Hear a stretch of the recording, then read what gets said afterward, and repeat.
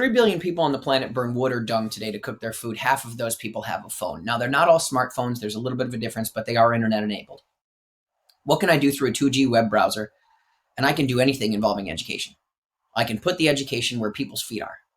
Doesn't matter the country, because people trade in peso minutes in Africa, right? If you have a value that you can trade with someone that's valuable. When you can move value within an economy with velocity.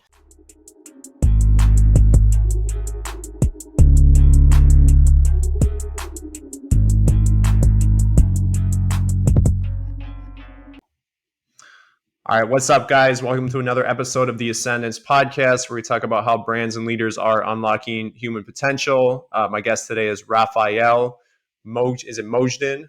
Mojden. Just pretend the J's. Mojden. My bad. I've known you for so long. I should definitely know that. I'm always super bad with last names, though. I can't say my last name right. It's okay. I like all my friends.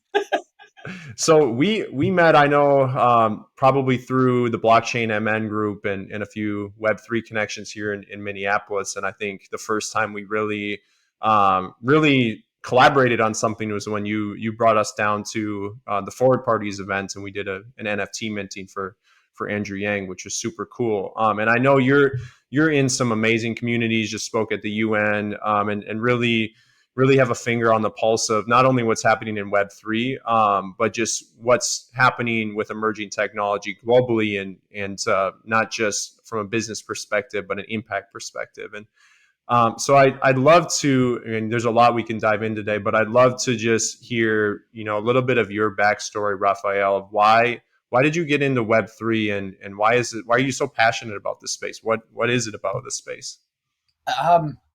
It's interesting. I always get a little sort of verklempt, right? The old Saturday Night Live, when people ask me that, because it really is. I'm a dad, and when you read data, right, when you kind of look at the trajectory of things, it doesn't look like it's good, right? There's a 50-50 chance here that things get worse before they get better. And I look at my kid and I look at all the other kids out there, and I said, we're really just running up this tab, right, on the planet, on economic resources, on the divide between the rich and the poor. And we're just going to like deuces and give them the bill and hope they can figure it out with, technology and all the other stuff. And if we still have people out there that in the United States don't have access to quality education, right, because of COVID for 2 years. I mean, there's kids that didn't have school because they didn't have access to internet. Like, that's not okay. So a couple of years ago, when I saw Web3, when I saw AI and I saw machine learning, and I realized we could put a lot of that heavy workload onto machines to try to improve people's lives, and machines really only do what you teach them. If we can code for good and we can make a world that the whole plan is to be inclusive, that's how we change the game. And so for me, I'm a storyteller, right? I've got an ability to communicate and understand from a systems design perspective, right, at 30,000 feet, sort of what the future is going to look like. And the future is going to look like a tech-enabled, different, I don't want to say utopia, because it's 50-50, either it will or it won't. But if the goal is to allow people to have access to more tech, I need a lot of people to have access to some first things first, right? First principles. I need people to have good, safe places to live. I need them to have no school lunch debt, right? That's bupkis. Get out of here with that. And I can change that by empowering business owners locally, by empowering parents locally, by empowering organizations locally to change things one block at a time. Because the UN, right, you talked about that, they look at like 8 billion people problems. Nobody can handle an 8 billion people problem, but you and I, we can handle a 1-person problem or a 5-person problem or a 10-person problem. And we got a lot of people that we work with that we can handle 100 people problems. I want a lot of people working on 100 people problems where they live all over the place. And I want to do that. And so I had to get involved where I could, and Web3 looked like it was the best place because a lot of it's centered around education. Education, man, is a way to mitigate risk in the future. Yeah, you touched on something in there that I'm also really passionate about, and we've started to do some work on, which is digital equity, right? Like, how do we close the digital gap, the digital divide, which is something that a lot of us who are in upper middle class, even lower, lower class, lower middle class in America, don't think about on a daily basis, but for the majority of the world is a real issue. Not even just having the right tools or access to infrastructure to participate in what's happening with technology. How do we? You mentioned education. How do we address digital equity on a global scale? Because again, like having access to a cell phone and a blockchain network and financial infrastructure could mean the difference between a successful entrepreneur or someone who's repeats the same repeats the same patterns, lives in the same cycles of poverty that their family has for generations in many places in the world, including in America. Mhm. So how do we start to address digital equity? I think I always kind of try to fly up real high and then come down to ground level, right? Very macro, micro.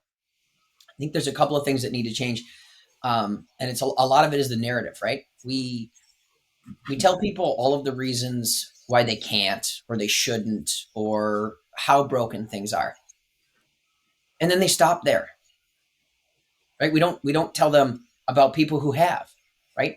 And ways in which we can, because you can't crush hope, right? Viktor Frankl talks about that in Man's Search for Meaning. The way he knew after living through 4 different camps, he knew he would be watching someone die in the future when they would start smoking their own cigarettes, right? Because that was their currency there. What I think we need to do is we need to take these children, right, in these places where they see themselves as poor, um, because maybe that's the story they've been told or the reasons they've been given. But 90% of the planet lives on less than $38,000 a year. Okay, so if your family makes more than $38,000 a year, you are better off than 9 out of 10 people alive on the planet.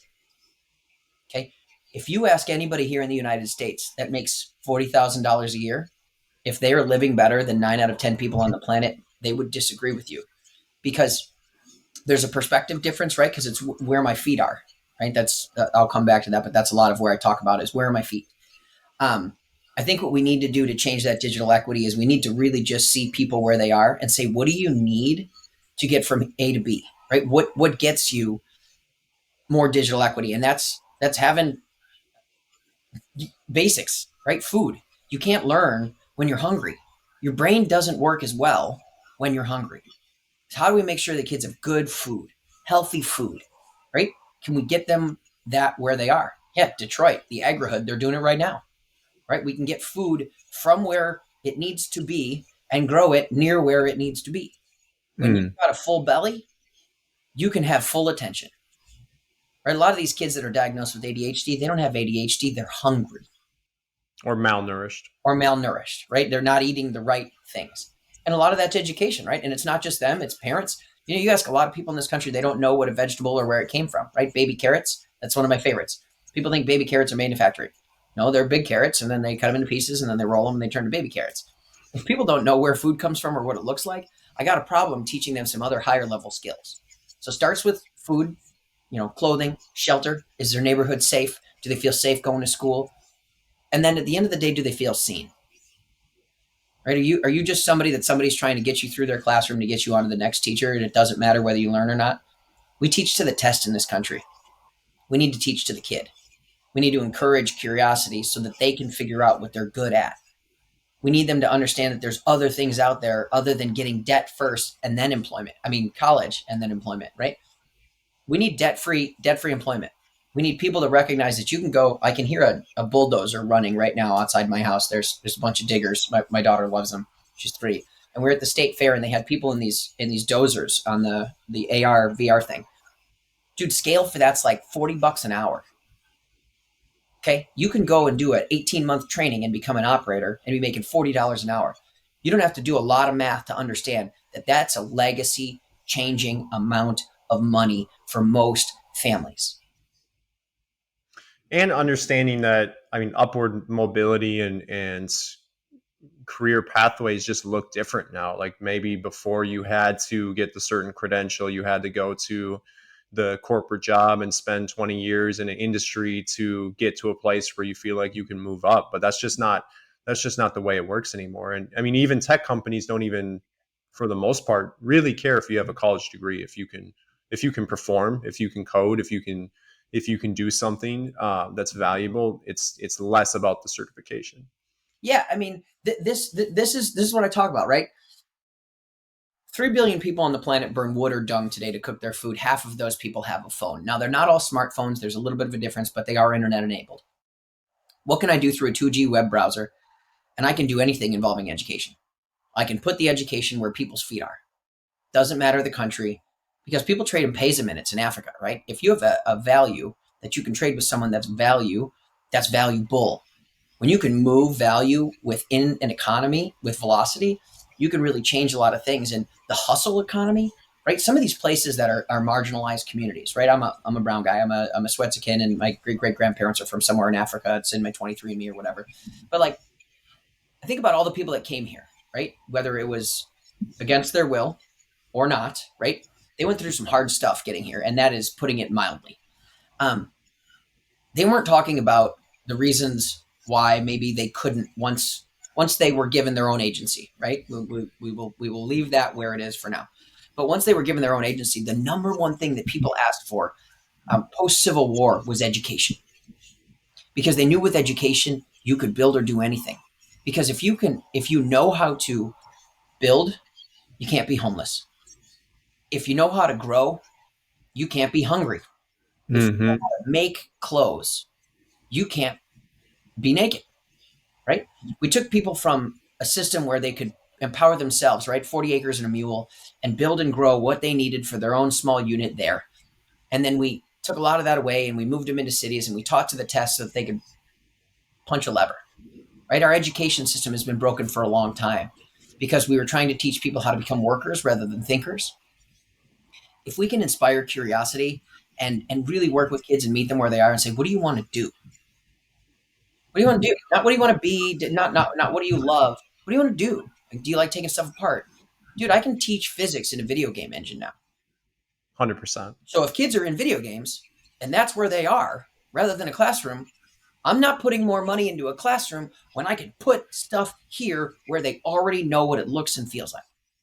That's how Yeah, future. I just did a podcast last week with a PhD design professor who Nice. has a whole curriculum where she doesn't have any grading criteria anymore, and she works with kids, inner city kids, and basically teaches them how to solve problems in their own environment and with design thinking, design principles, and entrepreneurship principles. Game changer. And what she told me was that when she puts kids in an environment where their ideas and their perspective is important, and they're just given the tools to solve problems, they're not told to, like, you have to regurgitate this information or meet this criteria. It's like, no, what's your lived experience and how do we solve problems? How do we give you, like, how do we create a better experience? Like, she says she can't even like handle their excitement because they're so not used to even being in an education environment that lets them think for themselves and like lets them actually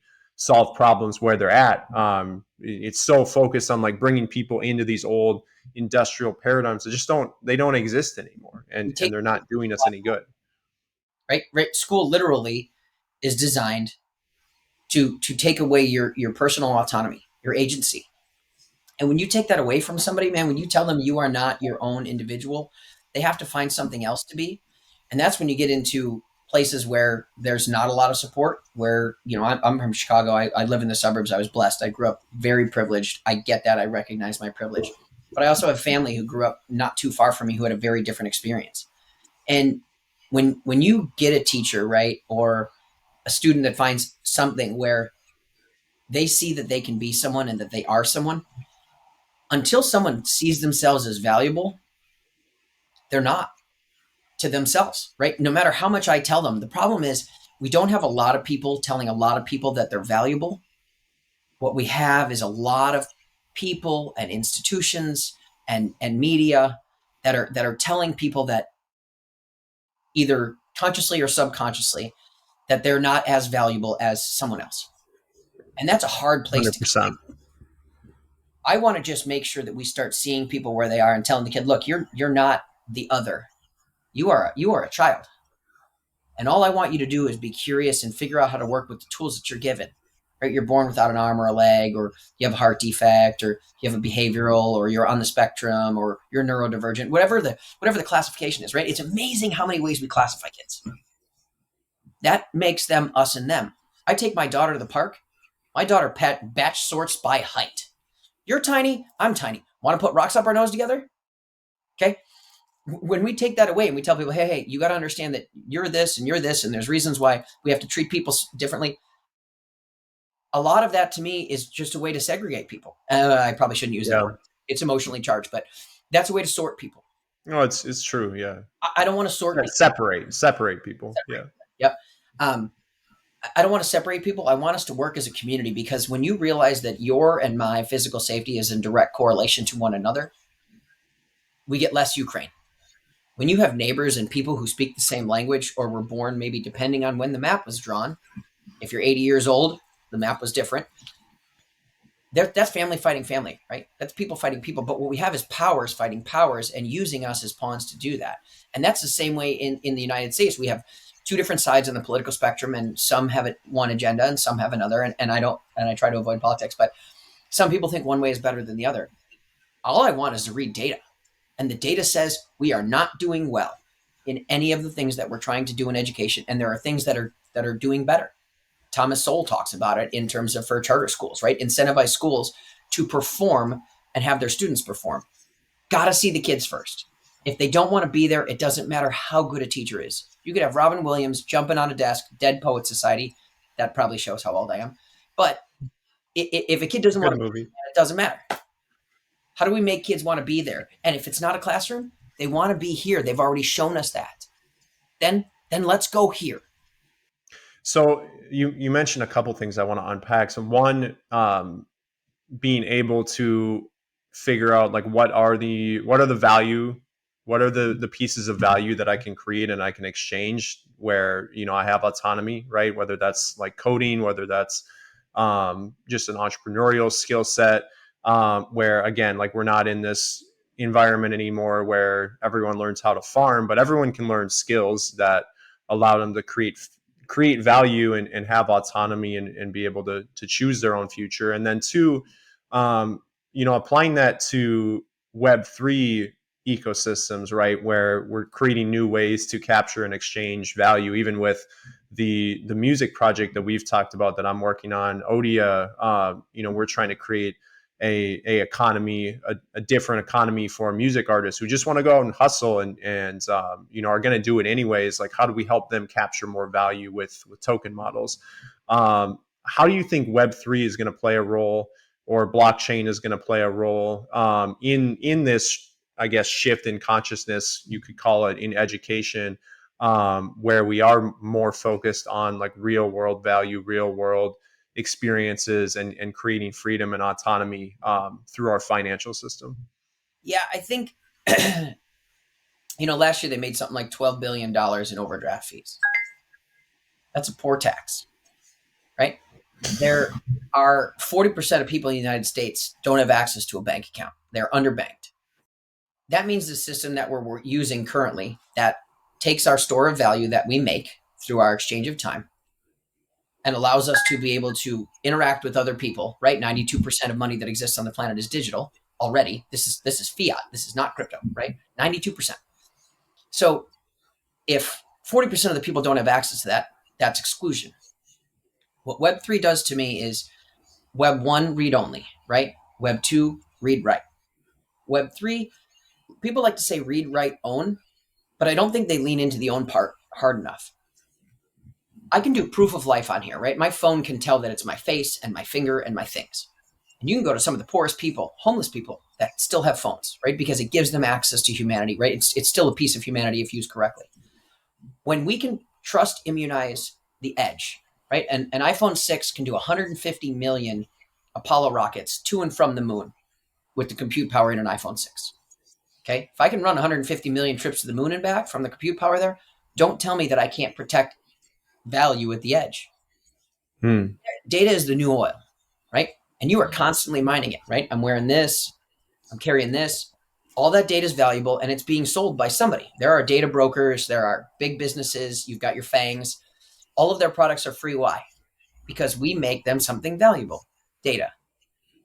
When we can own that data and decide who has access to it and give that permission, we can be remunerated.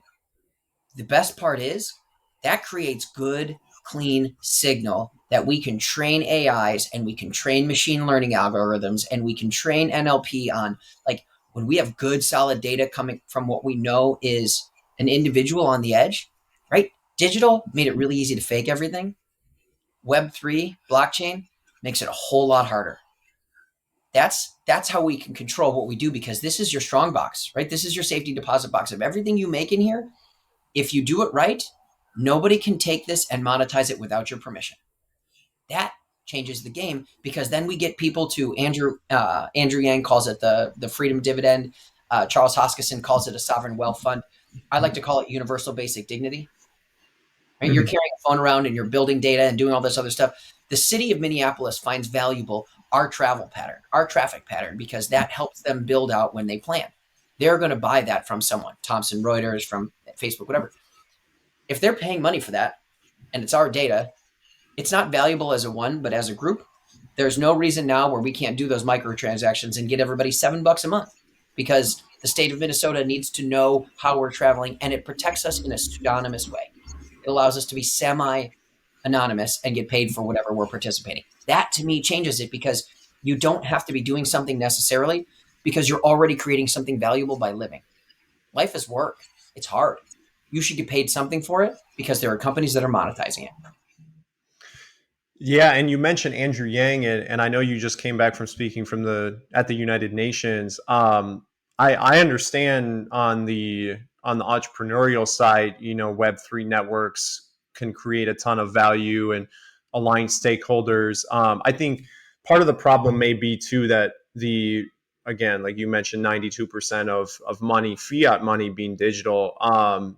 It's governments and just some of the major players at a systemic level are very slow to change, very slow to adapt to technology. But there obviously are bright spots, people like Andrew Yang who are talking about this stuff.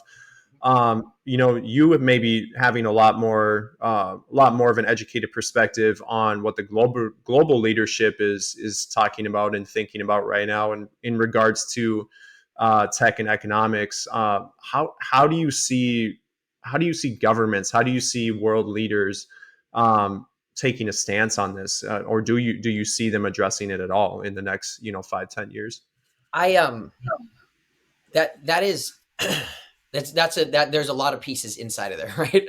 Um, I always told people I would never, everybody's like, why don't you run for politics? You talk pretty. And I'm like, they're like, you got a lot of passion. I said, first of all, I got a history that doesn't jive well with politics, right? I lived a regular normal guy life, and there's some stuff that would just be I don't need out there, right? The second thing is, being a politician is hard for one reason and one reason only, and you don't even have to go into the rest. It's whatever you do, 50% of people don't like you. Okay, so you might do the best job you've ever done, and at best, only half of the planet doesn't like what you did. Doesn't matter where you are. It doesn't matter if it's two-party, three-party system, right? People are gonna disagree. And so as they climb that ladder, right? I always look at some of these things that I read. They're like 600 pages, right? It's on ways to use circular economies to decrease plastic and rubber and use it in recycled manners in Bangladesh, right? And it's hundreds of pages, and then it goes to somebody else, and then they chop it down, and then all of a sudden, when you get into the politician, it's a 15-minute meeting, right? So I went from 600 pages to tell me in a tweet. Sorry, there's a lot of stuff I got to give you. They're like, no, tell me in a tweet. That's as much time as you have. And then when they get together, they just get to share tweets, right? And sadly, nowadays, these politicians are dropping F bombs in their tweets and trading them with each other. So they're not really building a bunch of value amongst each other, because they've sort of weaponized the political side of it. Now that is an edge case, right? There are there are crazies in everything. Pick politics, pick religion, pick tech, right? You and I, there's crazies in Web3, right? And I see the heart of where the politicians are at, because nobody would give their life to that if they really didn't think that they could make a change. But the problem is they're on such a big ship, right? Cruise ships can only go into so many ports because you need it to be big and deep and able to move. We need smaller ferries to move different people in certain places because we still need to access all of the ports. And so, what I see politics doing is trying to, with the skills that they have, to empower individuals with local resources and local knowledge to solve local problems. That's how we can let politicians. For me, people are like, what can we do to help politicians? I'm like, tell them to stay out of the way. Because if they can help us and really help, right, they can give us good guide rails that start with, okay, net positive gain to humanity, right? That's my min max. If it's net positive gain to humanity, then we're good. If you're outside those lines, government comes in and lays the hammer down. But if they try to say, oh, hey, you need to do this or that, that tweet length information that they got is old information, probably because it took that long to get the meeting. They need to let the people at the edge, the people on the ground, the people where their feet are, decide what they need. Because what we need in Minneapolis is different than what we need in Memphis, than what we need in Myanmar, than what we need somewhere else. 100%. All the time. And there's climate, there's all of these other existential risks that we're facing, and there's outrage fatigue. Right? There's too many things to be scared about all the time. If 8 billion people are afraid, that changes the tenor of what the planet is like. Mm, If 1,000 people are shown that they can solve a problem where they live, there is people around them that will see that there is hope. And if we can just one to one, right? I have a company, we do real strategic impact consulting. It's called Erdős Associates, and it's based around Paul Erdős. He was a Hungarian mathematician, the most published mathematician in the 20th century. And he just worked one to one to one to one to one to one with everybody else who was a genius because he realized he could be more impactful that way. You do that. I do that. I don't want to try and solve problems with a billion people because no one has that type of skill. But if I take it from a billion people to a million people to 100,000 people to 10,000 people, I can find organizations all day long that can impact 10,000 people where they are, whether it's education and we do it by district or we do it in schools. We can do this now and we can make sure that the actors who are working in it using blockchain and Web3 are vetted and verified and they're adding value. And we can recognize that because it's all happening on chain. And then when it's all happening on chain and it's good signal, AI and machine learning can come in and give a massive lift to help us solve problems locally where they are because they can do every solution all the time in 1 minute. And that's and a and minute eternity. and if you develop a solution, like you maybe only have to focus on solving a problem for one community of 100 people, because if you develop a solution for that community, then the technology can scale it, There it right? is. And with blockchain being something that is focused on decentralization and ownership in a lot of cases, that solution, you don't have to cookie cutter the same Google platform or the same thing for every single community. You might need to adapt it. You might need to, like, we have a tech hub with my nonprofit Smart North in South Minneapolis. We also have one in Deer River, Minnesota, 3 hours up north. Completely different community, rural, so mix of rural and urban, and there's some of the problems are the same, right? Kids are still hungry in both communities. Kids still need mental health services. Kids still need access to technology, but there are specific complexities to each community that do make them different, right? Like you can't approach a rural community exactly the same way as you'd approach an urban community.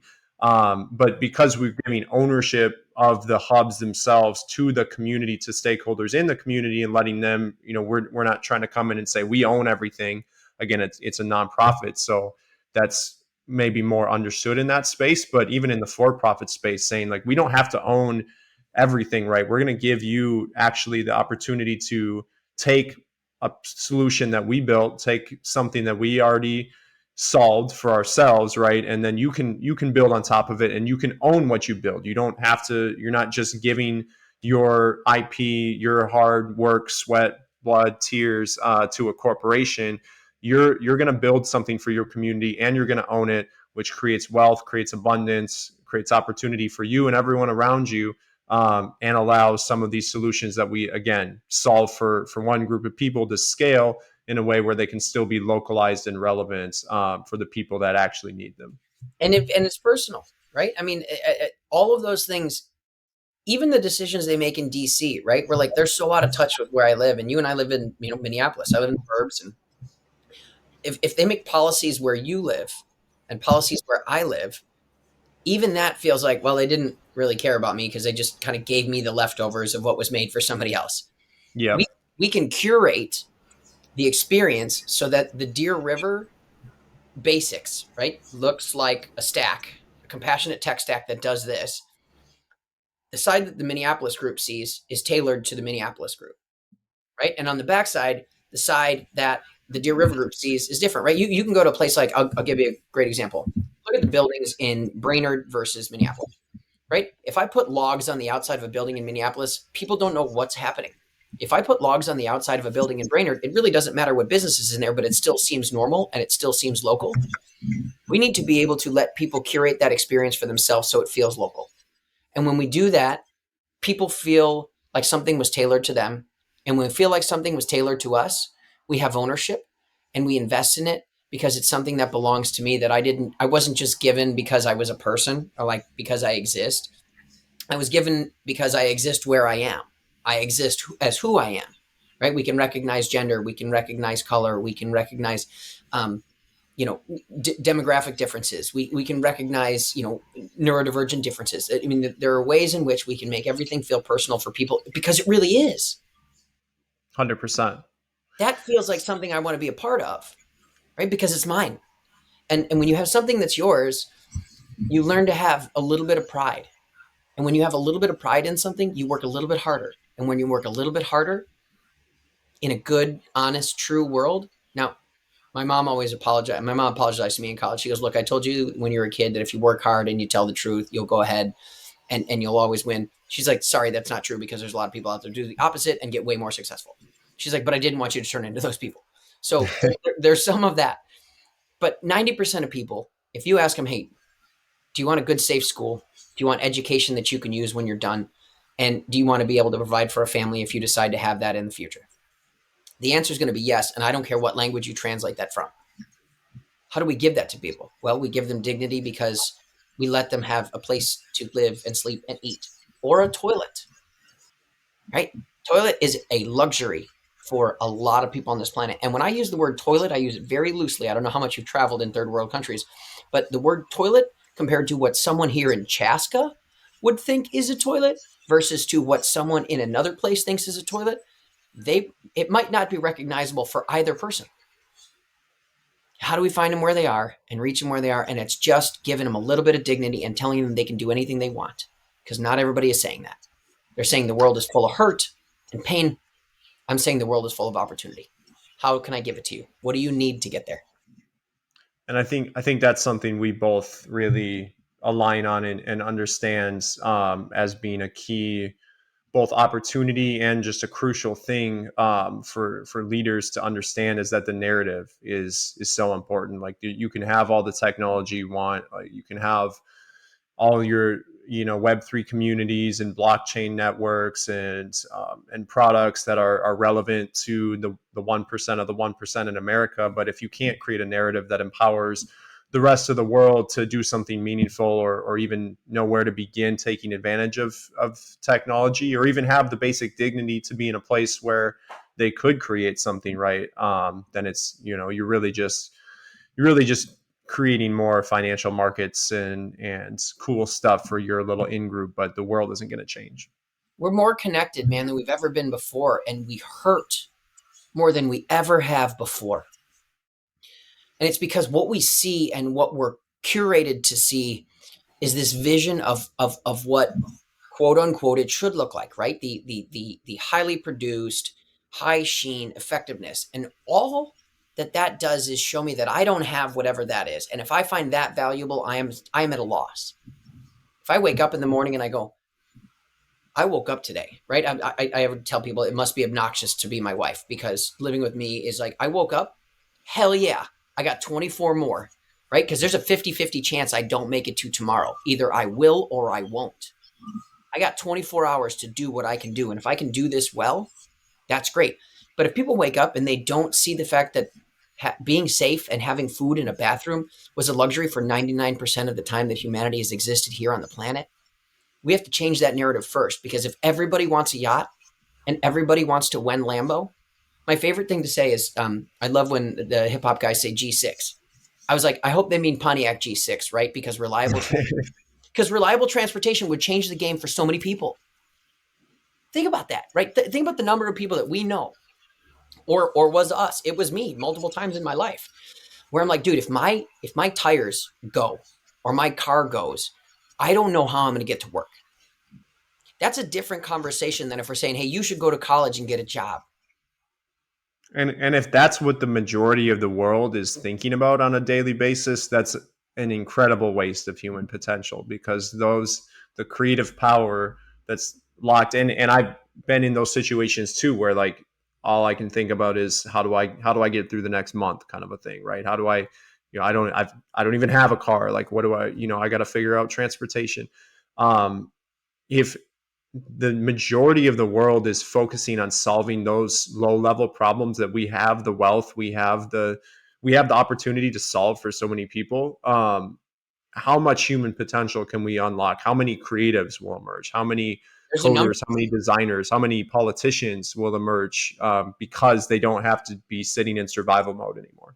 The data, according to a few studies that I've read, the data is that if you can't cover your Maslow's hierarchy of needs, you lose 10 IQ points, right? And that's as simple as not being able to make rent, or something as basic as like not being able to poop near where you eat, right? Outdoors. That is a not being able to cover a basic hierarchy of needs. So it covers a bunch of different versions, right? I said if my car doesn't work, that's privilege, right? The fact that the assumption was I've always been able to have a car, or when I didn't have a car, I could maybe get one by working, right? Lots of people on the planet want to go from 2 feet to two wheels, right? So how do we solve problems in a way that speaks someone's language?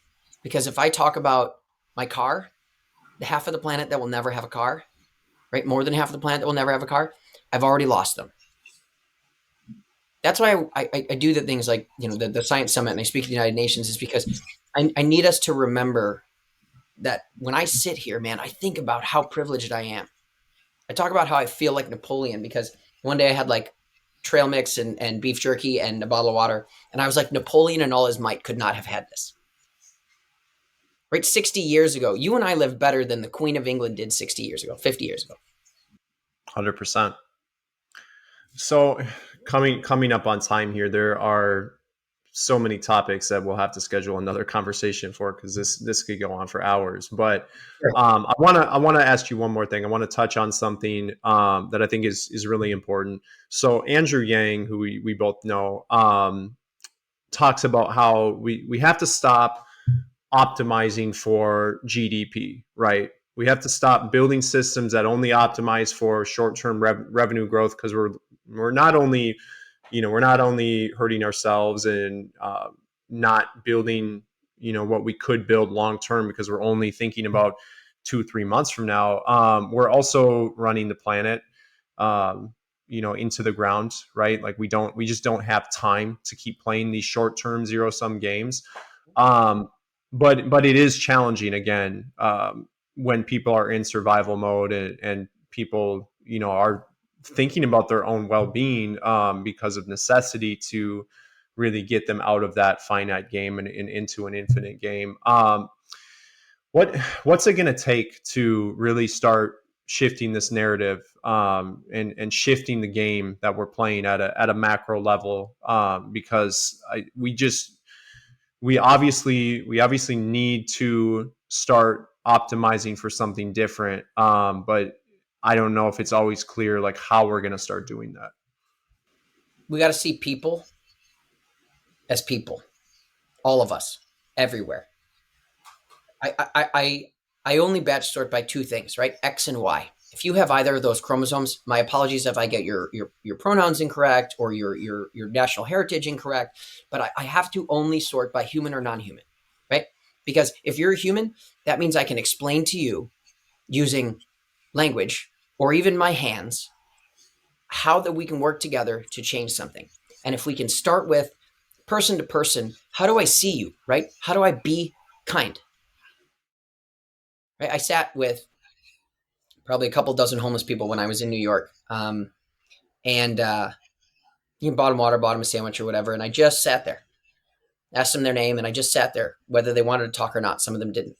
Um, and when I walked away, the one guy goes, "Hey, I don't know why you did that, but thank you."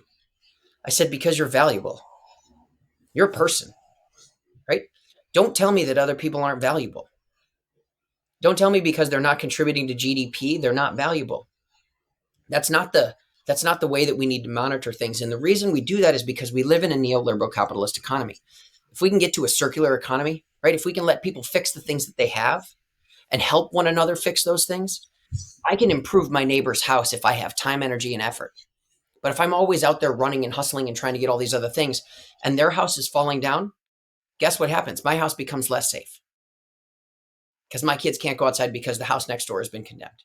Or if I am living in a tent and the person next to me is living in a tent and I'm worried that we are going to take from each other, that doesn't give me time to help you and say, hey, how can I help you? Where do you need to get? I just, there's too many people that are buried face down into this, giving themselves a steady stream of depression. Hmm. All I want people to do is look up from the phone and just smile at somebody else. That's it. Start with kindness. There's the jawbone of the guy in Georgia. It's a couple million years old, and he had one tooth, and it showed that he lived for a long time with only one tooth. So a couple million years ago, the fact that they didn't know science or math or reading or probably even language, somebody fed him and kept him alive. The only reason we Wow. continued to succeed was because of kindness. I want to be able to shake adults at a Starbucks who are treating a kid mean who's a teenager on their first day because they can't figure out the thing and they can't figure out how to be nice. But I can tell my toddler, hey, lock it up. Be nice. I want to be able to tell people openly, shame them, be nice. Hey, man, it's okay. We're at the dry cleaners. You get out of the way. We're at the restaurant. Man, somebody didn't cut in front of you. It cost you, what, 2 minutes? Kindness is what makes us the top of the food chain because we don't encounter each other like a chimpanzee troop over 150 and we kill each other. Just be nice. A little bit of nice is going to help everything because it brings down the temperature and it makes us feel human because you smiled at someone. There's yeah, that's a beautiful answer, and I know there are scientific studies that Deepak Chopra, among others, I know for sure I've talked about that prove that if you do something for someone else, you're creating well-being for yourself. If you want to get out of depression, if you want to get out of anxiety, you got to stop focusing on yourself and focus on someone else. And the other thing is too, like no matter how much money you make, no matter how high you go, it's we don't you never get to a point where it's like, well, I have enough now, I can focus on other people. If you don't make that mindset set shift where you're at in this moment, it's not going to get easier, it's not going to get simpler just because you have more stuff, right? It actually gets harder then. Yep. I like to say be selfish and do something nice. Because when you do something nice, it makes you feel good. So be selfish. Get that dopamine hit. Go be super selfish and do nice things for other people because you did something nice and you feel good. That is the best, most selfish thing you can do. And I just want people to be a little bit more selfish and just do nice things. Likewise, man. Likewise. Let's all be a little selfish this week and go do something for someone else. I love it. Well, Rafael, where can people find you? What's any projects that people should go check out, and how do we connect with you? I'm on Twitter, Rafe Mojden, Rafemojden. I'm on LinkedIn, Rafael Mojden. Uh, I hope you don't know what I'm involved in because I prefer to be number two. Right? To use a biblical reference, I want to be the guy holding up the arms. I just want to help the people who are doing the impact, and I want them to meet each other because we're better as a team. And if you're just being nice, we're probably going to meet. If you're not being nice, we're also probably going to meet, but it's going to be a very different conversation. Love it. Thank you so much for your time on the show, man. We'll definitely have to get you back on and continue this discussion at some point. But until next time. Thanks, brother.